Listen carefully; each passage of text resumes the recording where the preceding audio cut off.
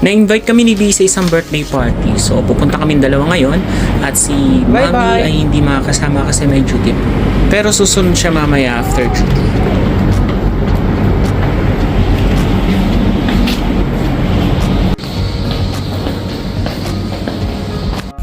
At yan, nag-taxi na kami. Pupunta kami kay Tito Vlads para sabay-sabay na kami papunta sa venue.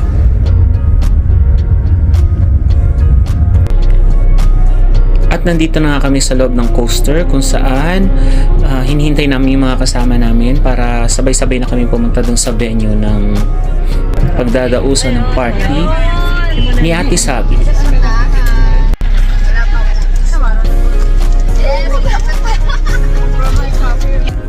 So yun na nga, nag-start na nga kami mag-travel. Medyo malayo-layo yung lugar. So ang mga video na inyong masasakyan ay mga putol-putol na video kasi masyadong mahaba yung video. Kaya pinagputol-putol ko na tsaka medyo malayo-layo. So magpa-fast forward tayo dito. See you later.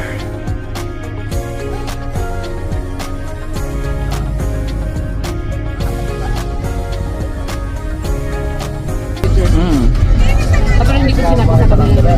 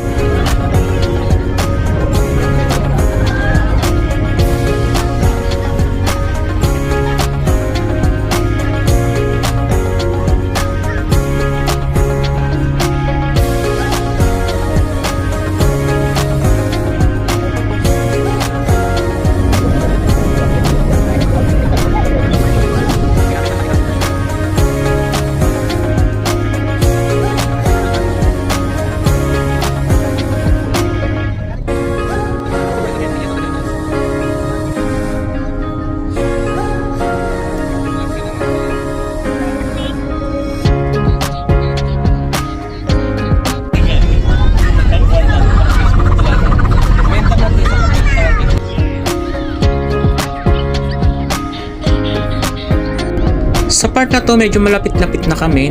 Lagpas na kami ng kalahati dito.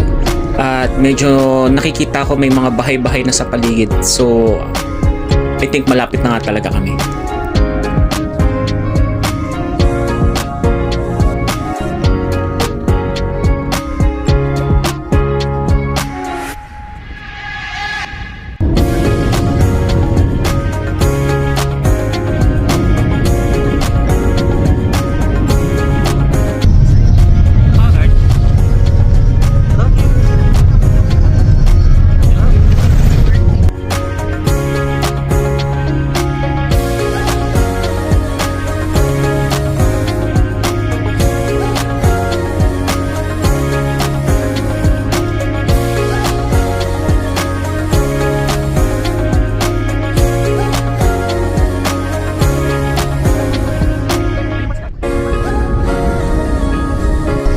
And finally, nakarating namin ang venue ng Safe and Sound. So, nakarating na kami dito sa venue after like 45 minutes, I think.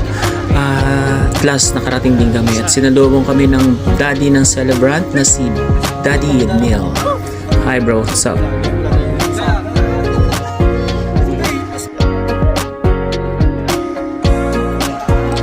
Napakaganda ng place na pinag-celebrate na ng birthday ni Ate Sabi.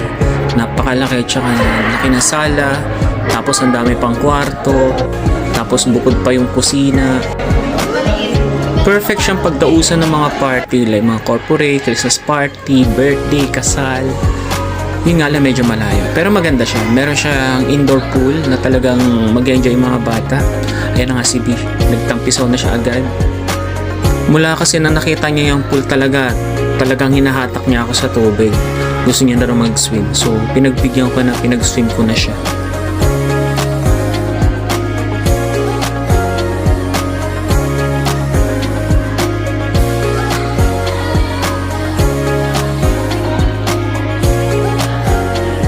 Pinaon ko na nga dyan si B kasi mag-start na yung party. So, binisan ko na siya and then nag-start na yung party ni Ate Sabi.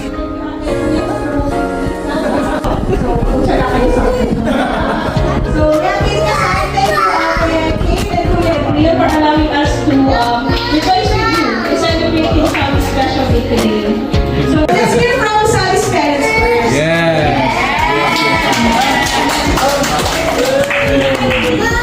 Hello, good afternoon po.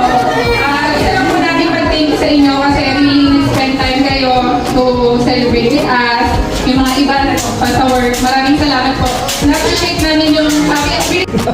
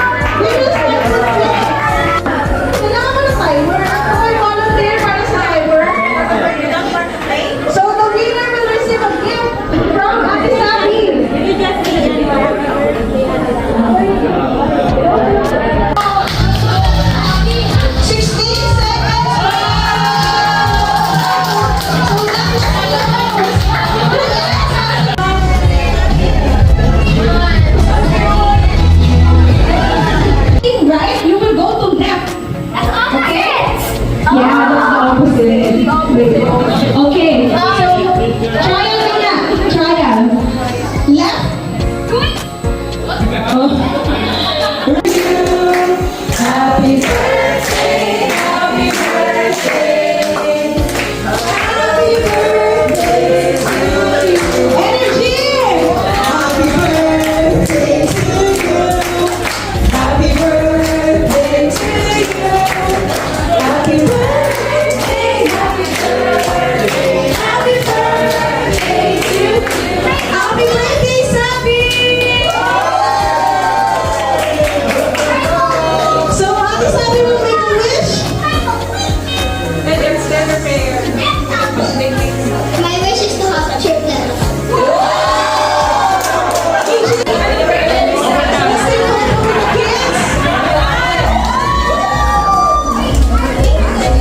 Triplets daw. So, kasama na yung sa prayer points. Yes.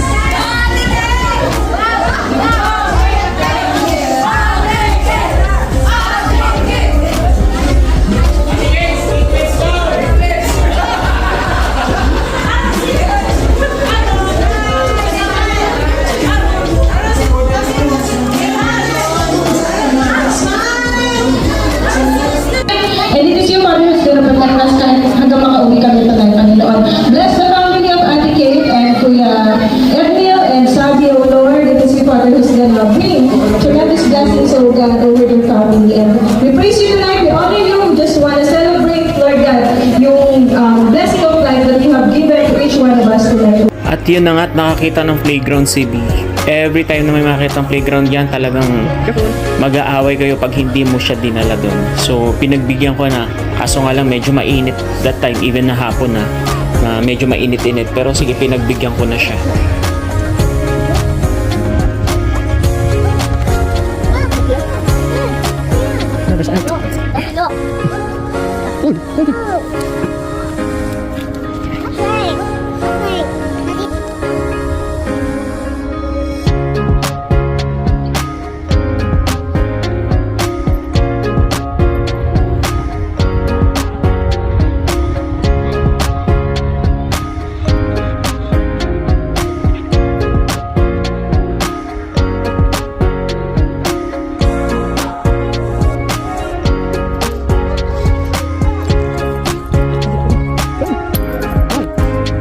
there's an ant.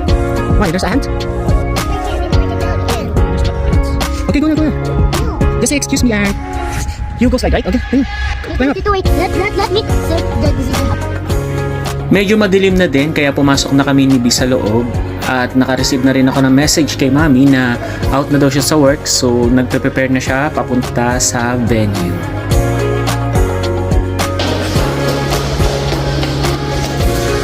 Lumabas nga ako saglit at nakita ko yung mga kapatid natin na nagre-ready na para magluto ng barbecue.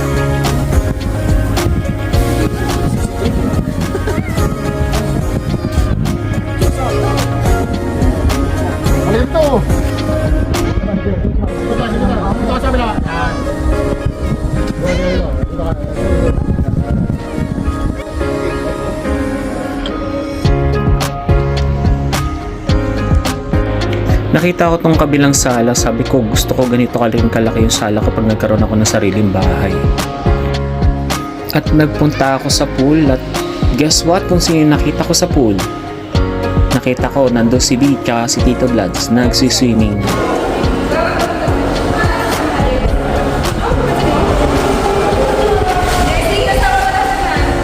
On the way.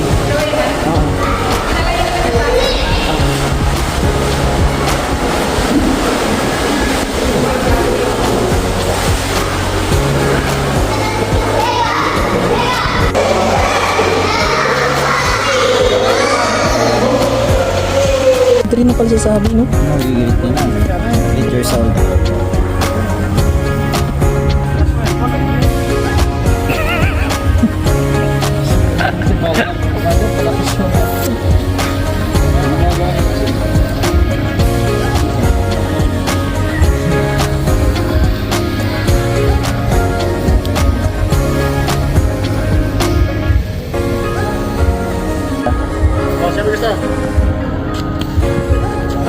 Barbie ka na yan. Ano yan? Mark lang yan, Mark.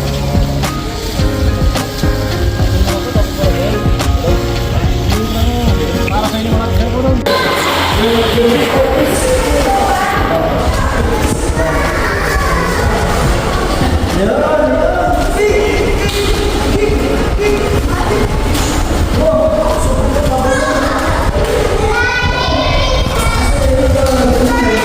B!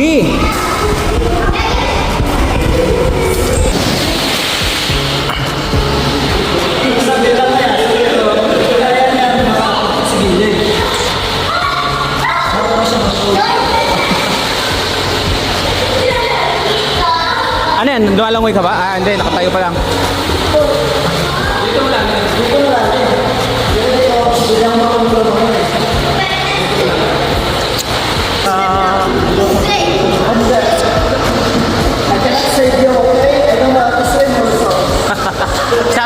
Sabi.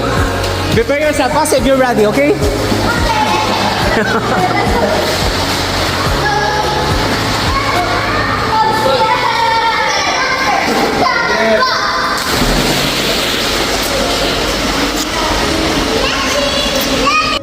At last, dumating na nga si Mami sa venue. Sakto lang yung dating niya kasi meron din nagsa-celebrate ng birthday. Si Dave.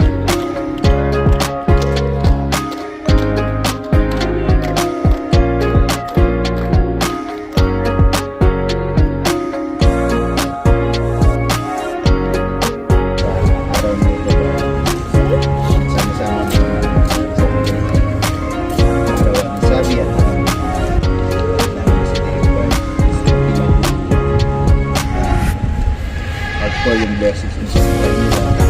Lord, we pray that together tonight we can celebrate yung life nila with joy,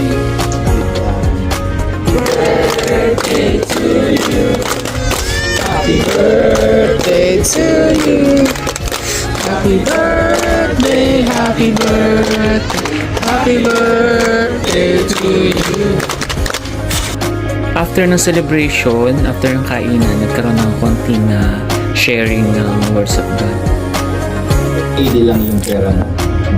Saan mo i-spend yung 100? And the next morning so yun, may mga video kasi na na-delete so hindi ko na na-isingit dito. So, Ngayon, nagpe-prepare na lahat para umuwi. So may mga bata na nag-swimming. Syempre hindi magpapahuli si B. So talagang hinatak niya ako. Gusto niya daw mag-swim-swim. At nagulat nga ako kasi nung nasa swimming pool na kami. Sinabi ko sa kanya, jump, jump. Alam, maya-maya itong nangyari. Boom! Ang lakas ng loob ni B. Mula nang natutunan niyang tumalon sa swimming pool, ayaw niya nang gumamit ng mga salbabida. Gusto niya yung nakakapit lang sa akin kasi magsuswing-swing nga daw siya.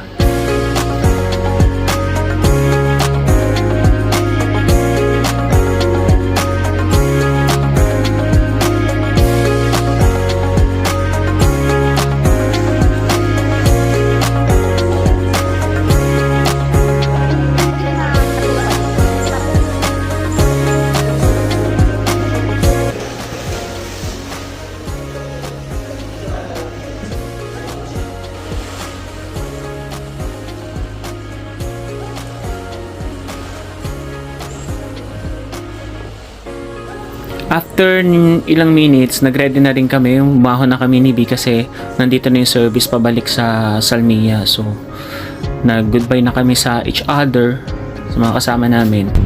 And then, nag-start na kami. Uuwi na ang mga person.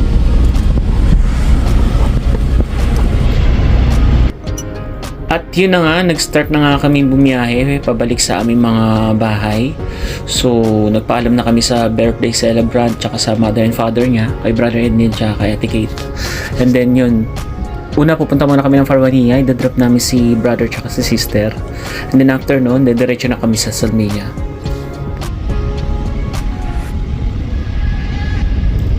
So, bali, medyo mahaba-haba yung video. So, lahat ng video na makikita nyo ngayon is putol-putol na kasi kung bibidyohan ko yung buong pagbiyahe natin, sobrang haba, malulobat yung cellphone natin.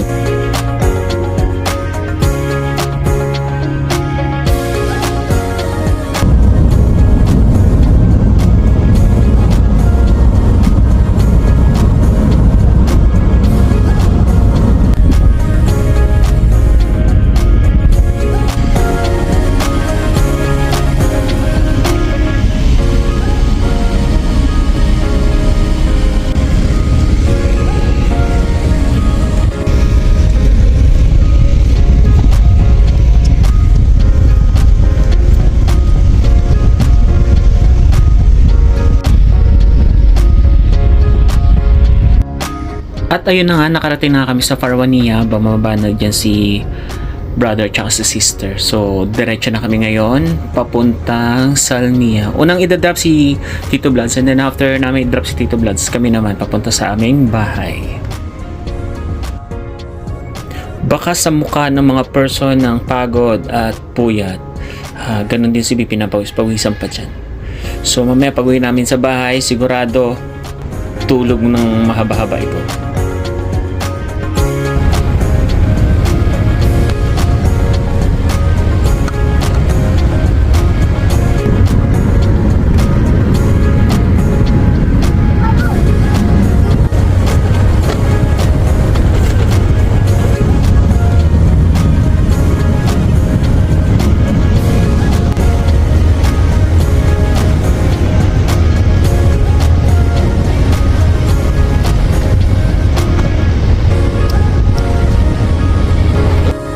At nakarating na nga kami ng Salmia. So dito sa part na to, idadrop na namin si Tito Vlads. So dito kasi siya nakatira sa may bandang block 12. Kami naman nakatira sa may block 9. So hanggang dito lang siya. And then after namin siya i-drop, dumiretso na kami sa aming location, sa aming building.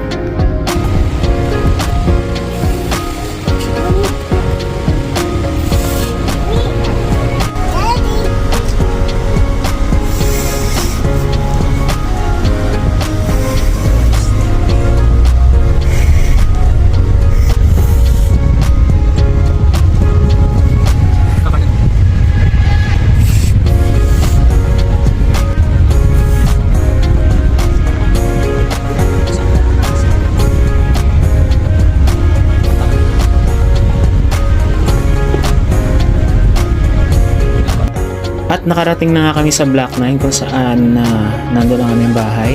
So nagpaalam na sa amin dyan si Kuya. yung driver. Salamat sa pag-drive ng sila. At dito na nga nagtatapos ang pag-attend sa birthday ni Ate Sabi. Diyan nagtatapos ang aming adventure. Bye!